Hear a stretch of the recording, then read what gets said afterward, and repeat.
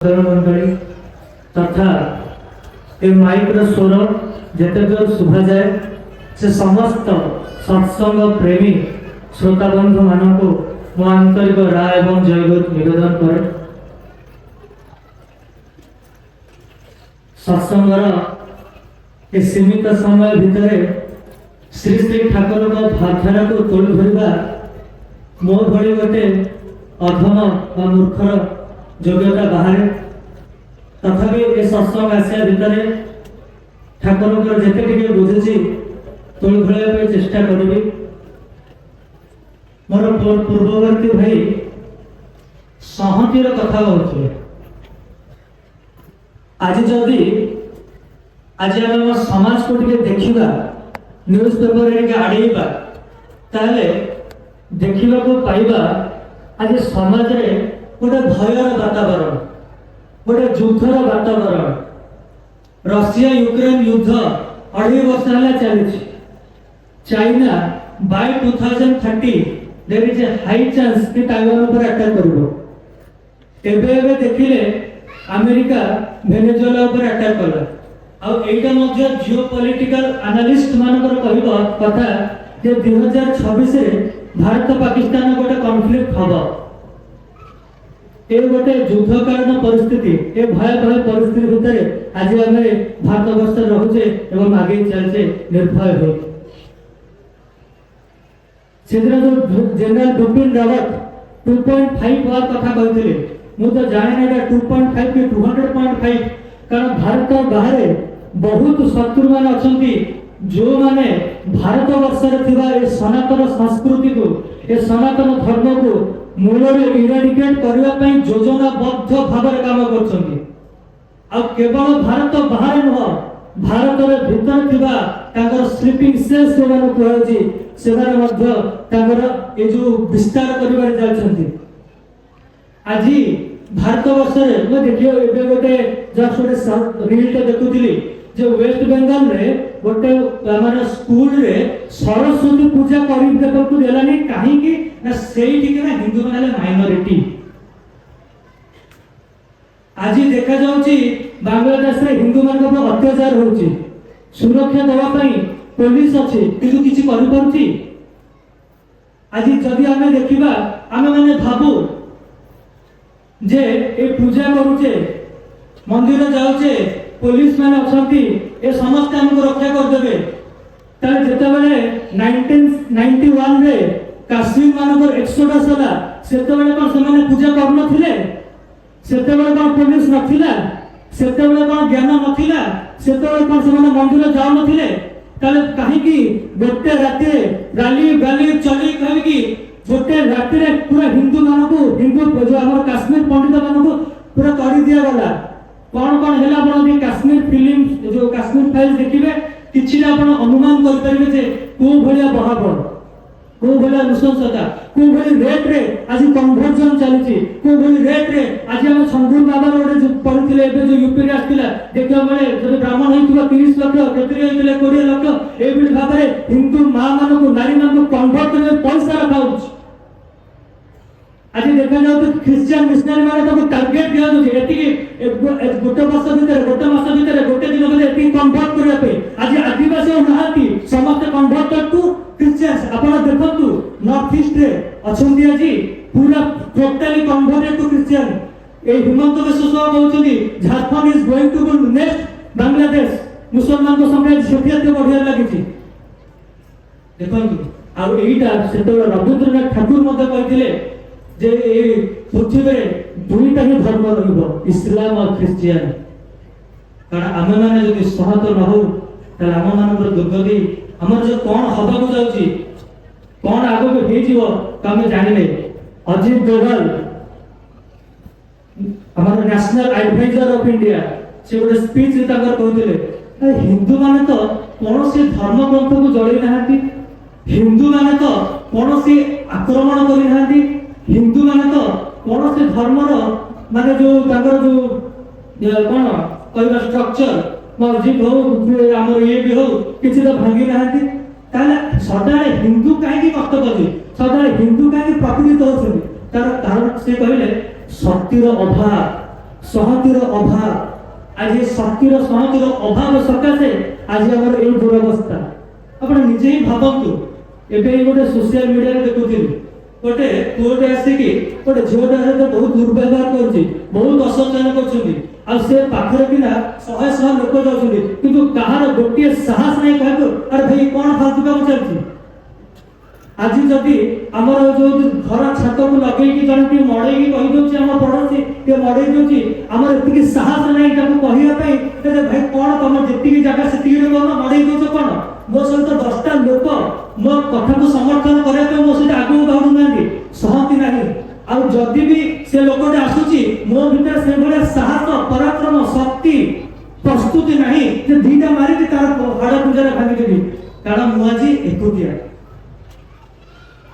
आज जो देखा आम देखो आज देवादेवी जो फॉर्म फिलअप आज करूँ बाहर जो कार्ड दूसरी से आम देवादेवी फटो लगुच आई गुड़ाक चिरिकी जाए नर्दमार पड़ुची आम कौन देवादेवी अपमान होमें प्रतिवाद करे आज आम घर साई पाखे कि मद गंजे दुकान हो मद गंजे खाई केते यूथ यंग मास नष्ट हो चलते केते मधुआ गोटे गोटे इलेक्शन शह मधुआ सृष्टि होती जो आज विशृंखला जो आज चोरी राहजानी ये सब बढ़ी बढ़ी चलती केबे आम प्रतिवाद करुचे केक काटिबा कोन हमर कल्चर थिला 09 सेलिब्रेशन को हमर कल्चर थिला आमे कभी कभी कहि पाछे जगन्नाथ संस्कृति महाप्रभु लिंगराज संस्कृति रे आज एकाठी के कहि पाछे कि हम संस्कृति रक्षा करबा कहि पाछे से साहस अछि श्री ठाकुर कहले यदि आत्मरक्षा भली साहस सहमति वीर्य पराक्रम प्रस्तुत यदि न थाए ताले पशु बलिया घेरे आत्मसमर्पण करिया पड़िबो आ आत्मसमर्पण करबा भीतर दे हमर बंचिबा बढ़िबा मते तुष्टि रहबा नहीं आमे बंचिबा कि मरिबा तार ग्यारंटी नहीं होय तो इतिहास के चरण भाबुते ए सत्संग रे आसी कोन एमिति सब कहउछंती सत्संग आसके धर्म कथा शुणिबी भागवत कथा शुणिबी एठी गोटे सहमति कथा कहउछंती ए सब भारत वर्ष कथा कहउछंती कारण हम भारत वर्ष एमति नथिला 33 कोटी देवादेवी भारत ये जो 33 कोटी देवादेवी देश थिला ए भारत वर्ष जोटा के सत्संग राशि जानि जे सेते बेले काडे ए भारत वर्षर संख्या थिला 33 कोटी आ सेति प्रत्येक लोक प्रत्येक मनुष्य प्रत्येक पुरुष नारी देव चूलन थे कहया भीतर केते गण मन को भासी जाए तथापि ए भारत वर्ष रे अवनति घटी आज जे ठाकुर कहले जे हमर सिविलाइजेशन टा एते उन्नत थिला जहां आपण देखंतु ए साउथ इंडिया मानक रे तो एबे भी लिंगराज मंदिर देखंतु कोणार्क मंदिर देखंतु ए जो भले आर्किटेक्चर हेची एबे भी हम कल्पना कर एटा केमिति करले जहार जो जातिर जो सिविलाइजेशन आर्किटेक्चर एते उन्नति से भाव से जातिटा केते उन्नत ला ठाकुर कहले ए भारत वर्ष ए आर्य पृष्टि ए हिंदू जाति एते उन्नत थिला जोटा कि आज सिविलाइजेशन से मत पहुंच ही पारेनी ए भारत वर्ष रे एभलिया अस्त्र शस्त्र थिला विदेश जो माने आतंकवादी जो आतंकवादी कहबानी जो भी आक्रमण करथिले 10 थर भागुले भारत वर्ष को आक्रमण करबा पे जेमिति आज अमेरिका को अटैक करबा पे गोटे लोक 10 थर भागिबो कारण एते न्यूक्लियर वॉर है एते वार्षिक एते सब नाभी एते स्ट्रांग से चिंता ही कर परिबे अमेरिका केमिति अटैक करे भाबतो भारत वर्ष सेही भली अवस्था थिला तले भारत वर्ष के पराधीनता आसिला केमिति ए भारत वर्ष रे ए लड़ुआ जातिटा आज एमिति और केमिति जो भीड़ हे कि का पुरुष हे कि भीतर साहस नहीं शक्ति नहीं ए भले अवस्था आसिला केमिति पराधीनता हेला केमिति जते बेले ठाकुर देशबंधु चित्तरंजन दास को पचारछंती जे भारत पराधीन हेला काहे कि सेते देशबंधु चित्तरंजन दास कहउछंती ए सहनतिर अभाव ताले सहनतिर अभाव हेला काहे ठाकुर पचारछंती सेते देशबंधु चित्तरंजन जगते जे परस्पर को सही बही न पारिबा स्व प्रधान हेबा निजर केमति बड़ हेबी से जो जिनसटा जो आमे जो पढिछे गोपबंधु दास को मो जीवन पछे नरक पडिता जगत उद्धार हो कि हमर एइतला जगत पछे नरक पडिता मो जीवन उद्धार हो एई भला भाव नै कि स्व प्रधान नै कि आज भारत वर्षटा गुलाम हेबा आपण भाबुते एटा बोले मिछ कथा आपण भाबुते कोन प्रकृत रे एमति हेची ଆପଣ ଯଦି ଦେଖିବେ ଏହି ଇତିହାସର ସେ ପୃଷ୍ଠାକୁ, ଯେତେବେଳେ ଆଜି ଗୋଟିଏ ଲୋକର, ଗୋଟିଏ ମଣିଷର ଗ୍ରୀଡ, ଗୋଟିଏ ମଣିଷର ଲୋଭ, ଗୋଟିଏ ମଣିଷର ଦୋଷ, ଗୋଟିଏ ମଣିଷର ଏଇ ଯୋଉ ସହି ନ କରିବା ସକାଶେ ଆଜି ଭାରତବର୍ଷ ଇଂରେଜୀ ମାନଙ୍କ ଦ୍ୱାରା 200 ବର୍ଷ ପରାଧୀନ ହେଲା। ଖାଲି ସଂକ୍ଷେପରେ ସେ ଘଟଣା କହୁଛୁ, କାରଣ ସତ୍ସଙ୍ଗର ସମୟ ସୀମିତ। ଯେତେବେଳେ ସିରାଜୁଦ୍ଦୌଲା 20 ବର୍ଷ ବୟସରେ ମୁଗଲ, ଏ ଯୋଉ ଆମର ବେଙ୍ଗଲର ରାଜା ହେଲେ, ସେତେବେଳେ ତାଙ୍କର ଯେ କମାଣ୍ଡର ଥିଲେ ଆର୍ମି ମାନଙ୍କର ଯୋଉ କମାଣ୍ଡର ମୀର ଜାଫର, ତାଙ୍କୁ ସେ ପଦରୁ ହଟେଇକି ଗୋଟେ ୟଙ୍ଗ ଲିଡରକୁ ତା ବଦଳରେ ବସିଲେ ଏବଂ ଏମିତି କିଛି ସେ ଆକ୍ସନ୍ସ ନେଲେ ଯୋଉଥିପାଇଁ ବଡ଼ ବଡ଼ ଧନୀ, ବଡ଼ ବଡ଼ ଜମିଦାର ମାନଙ୍କ ସେ ଆକ୍ସନଟା ଦେହକୁ ଗଲାନି, ସେମାନେ ସହି ପାରିଲେନି। ଯୋଉଥିପାଇଁ ମୀର ଜାଫରଙ୍କ ଭିତରେ ଗୋଟେ ଏନ୍ଭି ଆସିଲା, ଗୋଟେ ଦ୍ୱେଷ ଆସିଲା ସିରାଜୁଦ୍ଦୌଲାର ପତନ କରିବା ପାଇଁ, ସିରାଜୁଦ୍ଦୌଲାକୁ ହରେଇବା ପାଇଁ, ଆଉ ତା ଜାଗାରେ ନିଜେ କିଙ୍ଗ ହବା ପାଇଁ। ଆଉ ବ୍ରିଟିଶର୍ସ ମାନେ ସେତେବେଳେ ଯେତେବେଳେ ଏଇ ଖବର ପାଇଲେ, ସେତେବେଳେ ସେ କଣ କଲେ ନା ସିରାଜୁଦ୍ଦୌଲାକୁ, ଏ ଯୋଉ ଆମର ମୀର ଜାଫରକୁ ଗୋଟେ ଚିଠି ଲେଖିକି ପଠେଇଲେ ଚୁକ୍ତି କରିବା ପାଇଁ। ସେଇ ନବାବଙ୍କର ଯୋଉ କଣ ପ୍ୟାଲେସ ଭିତରେ ହିଁ ମିଟିଂ ହେଲା। ମିଟିଂ ହେଇକି ତାପରେ ସେମାନେ ଗୋଟେ ଫାଇନାଲି ଡିସାଇଡ୍ କଲେ ଯେ ଏଇଆ ଗୋଟେ ହବ। ସେତେବେଳେ ବୋଧହୁଏ 1971, ଟିକେ ଭୁଲ ହେଇଯାଇପାରେ, ବ୍ୟାଟଲ ଅଫ ପଲାସି ଯେବେ ହେଇଥିଲା, ସେତେବେଳେ ପୁଣି ସିରାଜୁଦ୍ଦୌଲା ବ୍ରିଟିଶର୍ସ ମାନଙ୍କ ସହିତ ତାଙ୍କର ଯୁଦ୍ଧ ହୁଏ। ଏମାନେ ଥିଲେ କେତେ ଜାଣନ୍ତି? 50,000 କ୍ୟାଭେଲରି, ଇନଫ୍ୟାଣ୍ଟ୍ରି 50,000, ଆଉ ବ୍ରିଟିଶର୍ସ ମାନେ ଥିଲେ ତାଙ୍କର ଟୋଟାଲି 2,000 ରୁ 3,000। କିନ୍ତୁ ଏତେ ସବୁ ସେତେବେଳେ ସିରାଜୁଦ୍ଦୌଲା ମଧ୍ୟ ଜାଣିନାହାନ୍ତି ଯେ ତାଙ୍କର ସବୁଠାରୁ ବିଶ୍ୱସ୍ତ ମୀର ଜାଫର ତାଙ୍କ ପଛପଟେ ଚୁକ୍ତି କରିକି ହାରିବାର କଣ ଇତିହାସ ଲେଖି ସାରିଲାଣି, ସେ କଥା ସେ ଜାଣିନାହାନ୍ତି। ଯେତେବେଳେ କିନା ଫାଇଟ୍ କରିବା ପାଇଁ ଯାଉଛନ୍ତି, ଫାଇଟ୍ କରିବା ଭିତରେ ଯେତେବେଳେ କହୁଛନ୍ତି ଆକ୍ରମଣ କରିବା ପାଇଁ, ସେତେବେଳେ ମୀର ଜାଫର ଆଉ ତାଙ୍କ ଅଣ୍ଡର ଥିବା ସୈନ୍ୟମାନେ ଗୋଟେ ବି ଆଗକୁ ବଢୁନାହାନ୍ତି। ଆଉ ଫଳରେ ଆଉ ଯୋଉମାନେ ସାହସ କରିକି ଆଗକୁ ବଢିଯାଇଥିଲେ, ଯେତେବେଳେ ଦେଖିଲେ ତାଙ୍କ କମାଣ୍ଡର ହିଁ ଆଗକୁ ବଢୁନାହାନ୍ତି, ସେମାନେ ମଧ୍ୟ ସାହସ କରିପାରିଲେନି। 3,000 ବ୍ରିଟିଶ ଆସି ଗୁଳି ମାରିକି ଚାଲି ଯାଉଛନ୍ତି। କିଛି ଅଧଘଣ୍ଟା ଭିତରେ ଯେ ଆଗର ଯେତେ ସବୁ ଥିଲା ଅଧାରୁ ଅଧା ସୈନ୍ୟ ପରାସ୍ତ। ଆଉ ସେ ସିରାଜୁଦ୍ଦୌଲା ଦୌଡ଼ି ମାନେ ଯେତେବେଳେ ଏଭଳିଆ ବିଟ୍ରାଏଲ ହେଲା, ବିଶ୍ୱାସଘାତକ ହେଲା। ବିଶ୍ୱାସଘାତକ ଭାରତବର୍ଷରେ ବହୁତ ନୂଆ ନୁହଁ। ଯେବେ ବି ଭାରତବର୍ଷ ହାରିଛି ତା ପଛରେ ଏଇ ବିଶ୍ୱାସଘାତକଟା ହିଁ ଅଛି, ଏଇ ଟ୍ରେଟରସ୍ ଜିନିଷଟା ହିଁ ଅଛି। ଯେତେବେଳେ ବିଶ୍ୱାସଘାତକ ହେଇଛି, ଚାଲି ଯାଇଛି। ଆଉ ସେତେବେଳେ କିନା ମୀର ଜାଫର ହେଇଛନ୍ତି। ତାପରେ ଏଇ ବେଙ୍ଗଲ ପ୍ରୋଭିନ୍ସ ଯେତେବେଳେ ସେଇଠି ବହୁତ ହି ଗୋଟେ ଉନ୍ନତ ଥିଲା, ସେଟା ବ୍ରିଟିଶର୍ସ ମାନଙ୍କ ଅଣ୍ଡରକୁ ଆସିଯାଇଛି। ଫାଷ୍ଟ କଲା ବେଙ୍ଗଲ, ତାପରେ ଓଡ଼ିଶା, ତାପରେ ଝାରଖଣ୍ଡ, ତାପରେ ପୁରା ଭାରତବର୍ଷ, ଫ୍ରମ ବେଙ୍ଗଲ ଟୁ ଭାରତ। ଗୋଟିଏ ଲୋକର ଏଇ ଯୋଉ ସହି ନପାରିବା, ଶୋଷ ପ୍ରଦାନ ହେବା ସକାଶେ ଭାରତ ଆଜି 200 ବର୍ଷ ଯୋଉ ଆମର ଇଂରେଜ ମାନଙ୍କ ଅଧୀନ ରହିଲା। ଯାହା ଫଳରେ ଯୋଉ ଭାରତବର୍ଷର GDP ଥିଲା to the contribution to the world 1/4 of the GDP 25%, ଯେତେବେଳେ ବ୍ରିଟିଶ ମାନେ ଛାଡ଼ିଲେ ସେଥିରେ ହେଇଗଲା 4 to 5%। ଯୋଉ ଭାରତବର୍ଷର ଏଜୁକେସନ ସିଷ୍ଟମ, ଯୋଉ ଭାରତବର୍ଷର ଗୁରୁକୁଳ ସିଷ୍ଟମ, ଯୋଉ ଶିକ୍ଷା ବ୍ୟବସ୍ଥା ଥିଲା ଭାରତବର୍ଷର ମେରୁଦଣ୍ଡ, ସେ ଶିକ୍ଷା ବ୍ୟବସ୍ଥାକୁ ଭାଙ୍ଗି ଦେଇକି ଇଂଲିଶ ମିଡିୟମ ଆଣିଦେଲେ। ଯେତେବେଳେ ଲେଖା ହେଇଛି ଗୋଟେ ବହିରେ, ସେତେବେଳେ ଥାଉଜେଣ୍ଡସ୍ ଅଫ ଗୁରୁକୁଳ ଥିଲା। ଏଇ ଯୋଉ ଅର୍ଥର ଅଭାବ ସକାଶେ, ସପୋର୍ଟର ଅଭାବ ସକାଶେ ମାତ୍ର 3ରୁ 4ଟି ରହିଗଲା। ଆରେ ବ୍ରିଟିଶର୍ସ ମାନେ ଆମେ ଦେଖନ୍ତୁ, ଭାବନ୍ତୁ ଯେତେବେଳେ ଜାଲିଆନାୱାଲାବାଗ ହେଲା, ଯୋଉ ବ୍ରିଟିଶର ଥିଲା ତାଙ୍କର ରୋବର୍ଟ ଡାୟର, ଯୋଉ ଆମର ଶୁଣିଥିଲେ ସମସ୍ତେ, ଯୋଉ ଗୁଳି ମାରିବା କଥା କହିଲେ, ଗୋଟିଏ ବ୍ରିଟିଶର ଦେଲା ମାନେ ଅର୍ଡର ଦେଲା। ତା ପାଖରେ ଯୋଉମାନେ ଥିଲେ ସେମାନେ ବ୍ରିଟିଶର ନଥିଲେ, ହିନ୍ଦୁ ମାନେ ହିଁ ଥିଲେ, ଆଉ ସେଇମାନେ ହିଁ ଗୁଳି କରିକି ମାରିଲେ। ଗୋଟିଏ ଯଦି ଏମିତି ବୁଲିକି ମାରିଦେଇଥାନ୍ତା, ସେ ରୋବର୍ଟ ଡାୟର ଗୋଟେ ଥରେ ସେ କହିଥାନ୍ତା। ଏତିକି ବି ସାହସ ଆମ ଭିତରେ ନଥାଏ। ଭାବନ୍ତୁ ଆମର କେତେ ଭୀରୁତା ଆମ ଭିତରେ ଅଛି, କେତେ ଆମର ବ୍ୟକ୍ତିଗତ ଚରିତ୍ର କୋଉଠି ଆସିକି ପହଞ୍ଚୁ, ଆମ ସାହସଟା କୋଉଠି ଚୁଲିକି ଯାଇକି ପହଞ୍ଚୁ। ସେଇଥିପାଇଁ ଶ୍ରୀ ଠାକୁର ସମସ୍ତେ ଭାବିଥିଲେ ଠିକ ଅଛି, ଏତେ ତ ପ୍ରୋବ୍ଲେମ ଡିସ୍କସ କଲେ, ଏଇଆ ହେଲା, ସେଇଆ ହେଲା, ଏଇଆ ହେଲା, ସଲ୍ୟୁସନ କଣ? केमिति हमें समर्थ हवा, केमिति हमें शक्तिमान हो उठिया, केमिति हमें जहाँ का हिस्ट्री, बिकॉज हिस्ट्री जब हमें न शिखिया, history will definitely repeat itself. तो अति तो हमको शिक्षा इतने सब हिस्ट्री कथा एथि रे कहले जे एथि हमको शिक्षा दरकार।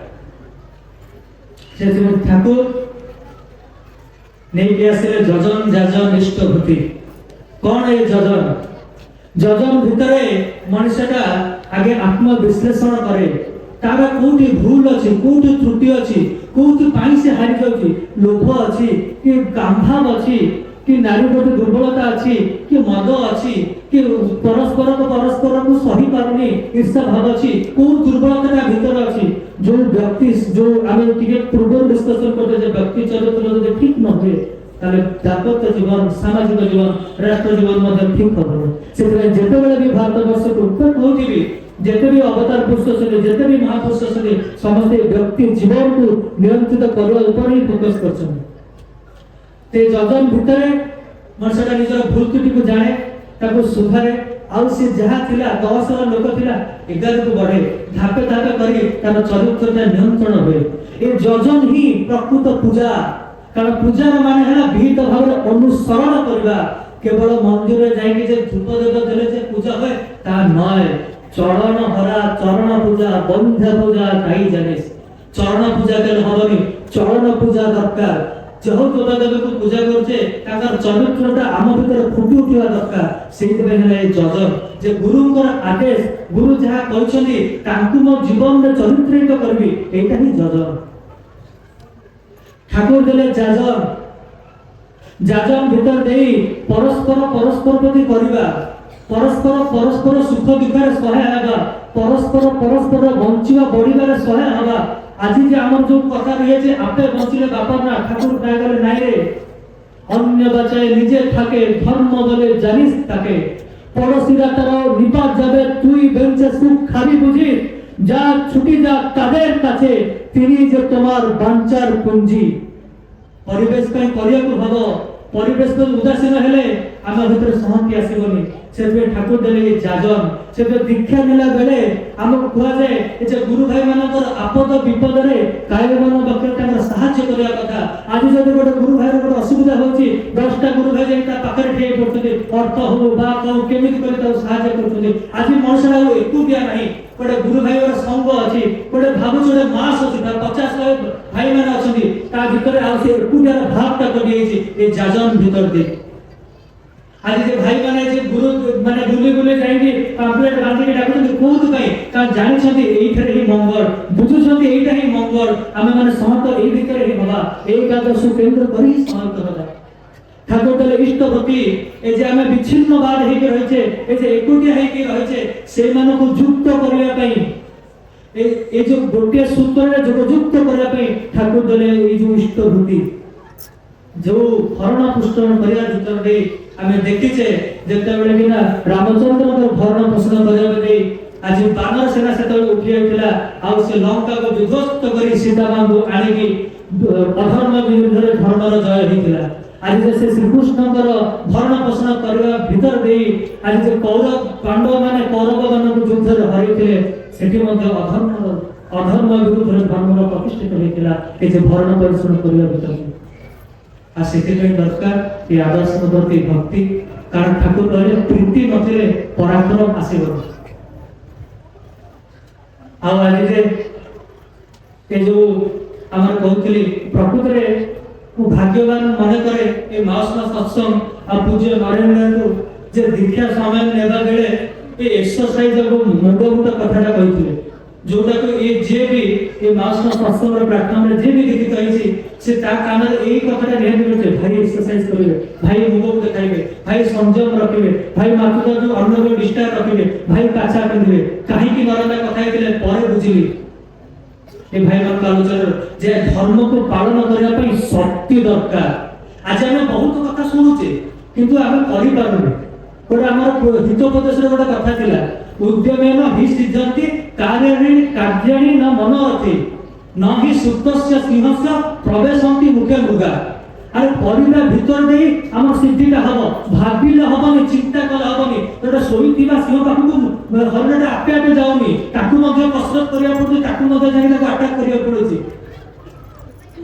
ଆଜି ଯେତେବେଳେ ନରେନ୍ଦ୍ରଙ୍କୁ এই শিখ জনে ভাই পচারিলে যে আপনারা এই যে আন্দোলন যুবক মানুষ নিয়ে যে আন্দোলন করছেন, আজ এই যে মুখভূত সংযম কাছা কথাটা কৌছেন, আজ এই যজন যজনিষ্ঠ বুদ্ধি কথা কৌছেন, এই বিধি পালন করা ভিতরে কোন হব? নরেন্দ্র উত্তর দৌছেন 200 বর্ষ ভিতরে এই ওড়িয়া জাতি শিখ জাতি ভଳି হয়েଯିବ। আজ শিখ জাতির यूनिटीটা দেখন্তু। আরে যোউটি গলে, অস্ট্রেলিয়া গলে, কানাডা গলে, আমেরিকা গলে, যোউটি বি গলে তাଙ୍କର କେଶ কোন কাটিছନ୍ତି, ପଗଡି କ ଖୋଲିଛନ୍ତି, କୃପାଣ ବାହାର କରିଛନ୍ତି। କେମିତି ଆଜି ଆଜି ଦେଖିବା ଗୋଟେ ଏବେ ହିଁ ଦେଖୁଥିଲି ଯେ ଆମର କଣ ଗୋଟେ ସ୍କୁଲରେ କି ନା ଗୋଟେ ପିଲାଟା, ଛୋଟ ପିଲାଟା ଗୋଟେ ତିଲକ ନେଇକି ତିଲକ ଲଗେଇକି ପିନ୍ଧିକି ପଳେଇଥିଲା ବୋଲି ତାକୁ ବାହାର କରିଦେଲେ school ଲୋକେନା। and we don't protest for it। ସମୟ ସଂକ୍ଷିପ୍ତ, ତେବେ ଏତିକି କହିବି ସେ ଛୋଟ ବେଳର ଗୋଟେ କଥାଟା ମନେ ପଡୁଥିଲା ଯେ ଯେମିତି ଗୋଟେ ସେ ଯୋଉ ବୁଢା ବାପାଟେ ତାର ପୁଅକୁ କହିଥିଲା ଯଦି ତାକୁ ଗୋଟିଏ କାଠି ଦେଇ କହିଥିଲା ଭାଙ୍ଗିବା ପାଇଁ, ସେ ଭାଙ୍ଗି ଦେଇଥିଲା। ଦିଟା କାଠି ଦେଇ କହିଥିଲା ଭାଙ୍ଗି ଦେଇଥିଲା। ଯେତେବେଳେ ଗୁଚ୍ଛେ କାଟିଥିଲା ଭାଙ୍ଗି ପାରିଲେନି। ସେତେବେଳେ କିନ୍ତୁ ସେ ଗୋଟେ କଥା କହିଥିଲା ସମସ୍ତେ ଆମକୁ ଗୁଚ୍ଛ ହେଇକି ରହିବାକୁ ପଡିବ, ଆମକୁ ସହନ୍ତ ହେଇକି ରହିବାକୁ ପଡିବ। ଯଦି ସହନ୍ତ ହେଇକି ନ ରହିବା ଆମେ, ତାହେଲେ J Sai Deepak advocate of Supreme Court ଗୋଟେ କଥାଟେ କହିଥିଲେ, we are when we are sharpening our speech, one community is sharpening their swords। Be aware with whom we are fighting with the mentality we are fighting with। ଆମେ ଖାଲି କହିବା ଭିତରେ ଯଦି ରହିଯିବା, speech ଦେବା ଭିତରେ ରହିଯିବା, ଭାଷଣ ଭିତରେ ଯଦି ରହିଯିବା, ତାହେଲେ କିନ୍ତୁ ହୁଏନି।